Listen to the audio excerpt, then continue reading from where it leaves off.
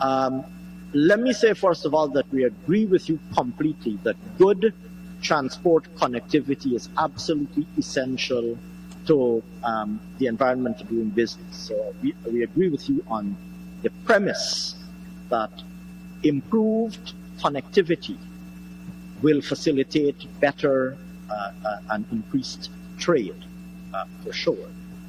So we're in full agreement with that.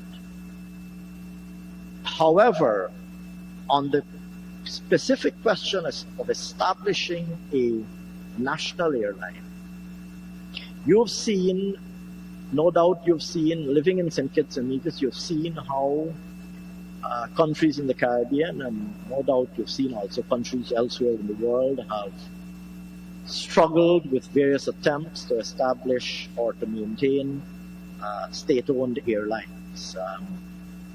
You've seen, for example, the challenges with LIAT right now. You would know those challenges very well, living in St. Kitts and Nevis. You're probably feeling the brunt of those challenges with LIAT right now. And of course, and the situation with air travel has, of course, been even further compounded by COVID, which has dramatically reduced the volume of air travel and has put some airlines literally out of business. So I will say to you that the current position of the government is that we want improved international connectivity. We don't currently intend, it is not currently on the agenda to establish a state-owned airline, but we are pushing aggressively to attract more international airlines to come to Guyana. And we're actually seeing the results of that already. So at a time when airlines are closing down their operations and reducing routes, we are seeing international airlines actually expressing an interest to come to Guyana.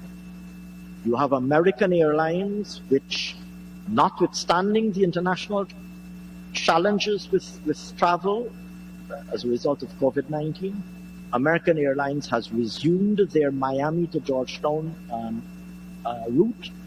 They were actively considering a New York to Georgetown route, and I believe there is intention to introduce a New York to Georgetown route. If COVID had not happened, there was, in fact, American Airlines had actually planned to introduce a New York to Georgetown route. As you know, JetBlue has introduced it's New York to Georgetown as well, right? JetBlue has introduced a New York to Georgetown service, and they're currently providing that service. Virgin Atlantic has expressed an interest in coming to Guyana, and we are in active talks with Virgin Atlantic right now on them introducing perhaps a London to Georgetown service. We recently approved an airline introducing, I think it's a Turks and Caicos to Georgetown service. There are increasing connections to Suriname coming out of Ogle. And so the current approach is to try to encourage and attract international airlines to come to Guyana and to improve their services to Guyana from various international destinations. That's the current approach, rather than to introduce a state-owned airline. Having said that, if there is a private investor out there who sees that it is viable to introduce an airline, whether it is by way of leasing an aircraft and introducing a service from Georgetown to any route, if there is a private investor out there who's interested in setting up an airline, privately owned airline, and introducing services to Guyana from any destination, we would welcome such an investor doing so. We would actively encourage it, and we would welcome a private investor who finds that it is viable.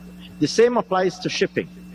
We're not currently considering the introduction of a state-owned shipping line or any such thing, but we would welcome private investors who believe there is volume of traffic and they want to buy or they want to lease a boat and introduce a service from Georgetown to Port of Spain or Georgetown to St. Kitts or St. Vincent or St. Lucia or the Bahamas or anywhere, or Miami, any investor who's interested in introducing a privately owned shipping service would be more than welcoming that. That's the current policy stance. Thank you very much. Again, we're a free market enterprise, which has historically been the engine